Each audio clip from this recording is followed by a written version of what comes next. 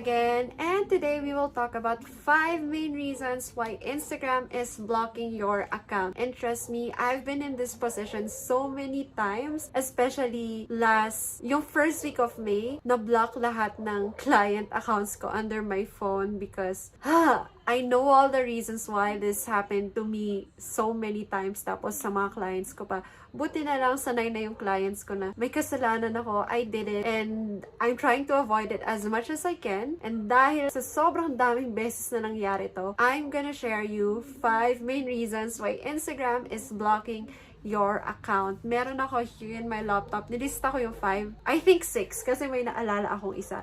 Sige, 6 main reasons why Instagram is blocking your account. Alright, let's start. Number 1, you did so many actions in a short period of time. Mapa-like man yan, mapa-message, mapa-follows. You have to be aware na may limitations yung Instagram. And ilalagay ko na lang dito or dito.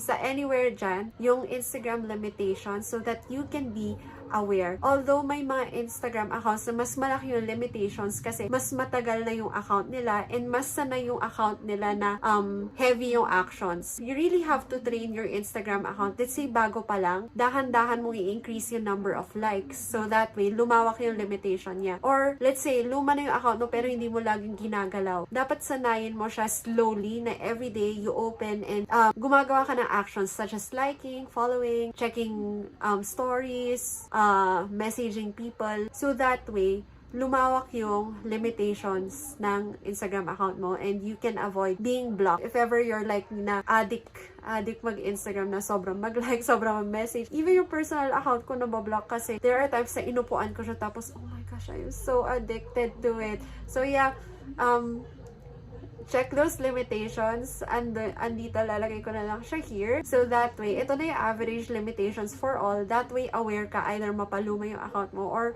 mapabago. Number 2 is that you're unfollowing a lot in one go.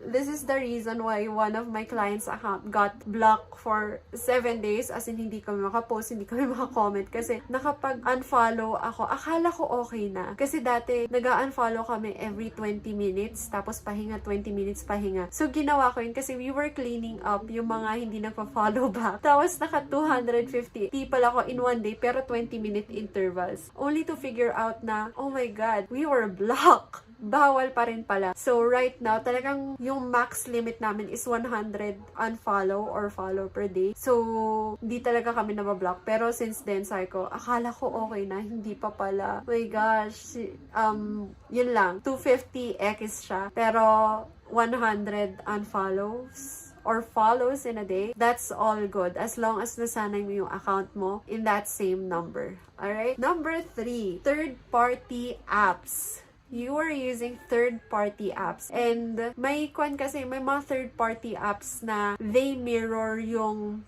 platform ni Instagram. You can do interactions sa Instagram using their own platform. May mga third-party apps na wherein you can like other photos using another app, pero Instagram pa rin yung platform. Meron din yung unfollow apps. Meron din yung scheduling apps na minsan nag-glitch tapos nadadali yung account mo. So, if I were you, just avoid using third-party apps. Lalo yung mga unfollow tools, yung mga nag-check sino ang finalo, sino nag-unfollow, sino yung mga inactive. Avoid nyo sila. Kasi, once na flag yung account nyo, I swear, once na disable na yung account nyo, parang konting galaw lang, konting error nyo lang, i-disable siya ng paulit-ulit. So, avoid nyo talaga. I swear, kasi most accounts na hawak ko, super ingat na ako kasi I think na-flag siya recently. So, now, parang nagpapakabait ako, dahan-dahan talaga sa action. So, that way, hindi kami mabablock over and over again. And, super ingat talaga. Next, number 4, sending the same message to so many people. Meron kasi yung mga iba na they like to welcome people, yung mga new followers nila na, hi, welcome to ganito, ganyan. I'm glad that you followed me and I hope that you enjoy my content. But, nangyayari kasi yun, minsan, paulit-ulit na, tapos sinisend mo siya sa napakadaming tao. So, you want to make sure na if ever you're gonna do that or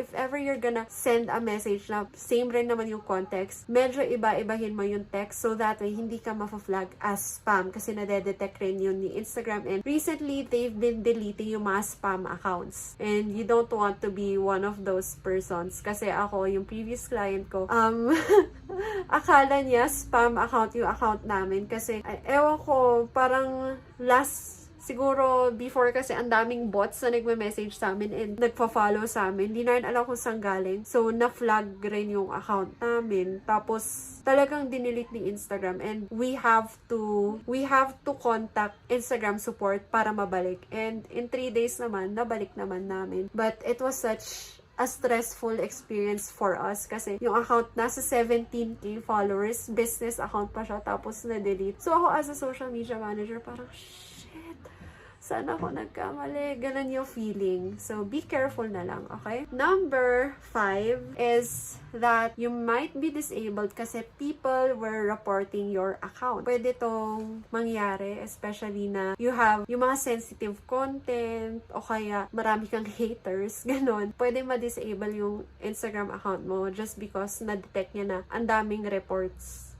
Okay, so pag may kaaway ka, tas ayaw na ayaw mo, tawagin mo yung friends mo pag madami ka, tas sabihin i-disable yung account niya, i-complain nyo. Pero, just kidding. On a lighter side, ingatan nyo na lang, magpakabait na lang kayo sa lahat para hindi kayo ma-block, hindi kayo ma-report, and as much as possible, stay away from sensitive content, yung mga strong opinions nyo. Keep it balanced kasi social media, talagang tutok na yung mata ni Instagram and ni Facebook when it comes to detecting those. And number 6 is to take care of your IP address. Your IP address kasi, nadedetect ngayon, kunwari, maraming account na nakalogin sa phone ko, tapos iisang IP address, and nadetect ni Instagram account na sa IP address ko, sobra ako mag-interact. So, kahit na sinundan mo yung limit ng interactions per account, pag nadetect yung ng IP address mo na may flag account ka, na nag-a-addict kang mag-engage for a quick number of time, pwede nga mag-signal na, uy, parang bot yung IP address ni Thea. So, i-disable ko siya. And this happened before sa accounts na hawak ko sa phone ko. Initially, isang account lang yung na-disable, tapos biglang, nadamay lahat, and it's because of my IP address, pati yung mga nasa bahay. Nadamay ko sila. So, to everyone na nasa house na hinihian ng verification ni Instagram at Facebook, sorry na lang. Kasalanan ko because I'm a social media marketer na nag-a-addict mag-engage. So, best tip na lang, best tips for anybody who's using Instagram or anybody who's a social media marketer is that you should pace your actions, your interactions regularly. Ang dali kasi magpaka-genuine na you can just send a message, ganon. Ako kasi, I feel like at the back of my mind, tanggap ko na na-addict ako sa social media because it's my job and I really enjoy it. And pag ako parang, oh my God, I'm so into it, biglang, ang dami ko na interactions. You just have to be mindful sa actions mo. Maging aware ka lang kung nasasobrahan ka and put your phone down. Ako may ganun ako moment na pag napapansin ko na yung account ko, ang daming engagements, oh my gosh. I put my phone down. Sabi ko, okay, bahala muna kayo dyan. For kahit 30 minutes or 1 hour lang, mamaya ko na i-check yung client accounts ko. Tama na muna to. Parang I put a switch at the back of my mind, at the back of my head. So, para matap ko sarili ko, huy, ingat-ingat ka dyan, baka mablock ka, and at the same time, yung addiction ko, mabawasan. So, yun, I guess that's it for today. I hope that you were able to learn. Tsaka, if ever mablock ka, please, huwag kayong mag-hire na mag-unblock ng account nyo. It doesn't exist. Pag na-block ka, you just have to wait it out. Kung, let's say, sinabi in 24 hours o walang notification, basta sinabi na you're restricted from creating actions, yun. Kasi Instagram is protecting our community, blah, blah, blah. Pag ganon, antayin mo lang. Sometimes kasi it can last for 3 hours, sometimes 48 hours, and minsan, it can be as long as 7 days. So, if ever that you were blocked, wait it out for 7 days. Kung concerned ka, you can send a ticket to Facebook telling about your Instagram account. Tapos, you don't need to send a ticket every day. Kasi, let's say, hindi sila respond within 48 hours. Tapos, nag-send ka na ng ticket. Ibig sabihin, andito ka na eh. Mare, umakyat na malapit ka ng replyan, tapos bigla nag-send ka ulit, bababa ulit siya. So, just send the ticket once para makita siya, aakyat din yan, makikita rin yan ng Facebook. Kasi kung send ka ng ticket, bababa at bababa at bababa hanggat sa hindi na nila makita. Good luck na lang. So, ayun, that's it for today. Just be patient lang. If ever hindi ka pa na-block, magtiyaga ka muna. Pero pag na-block ka, antayin mo lang. Okay, be patient. That's it for today. Thank you for watching today's video. I hope that you were able to learn, and I will see you on the next.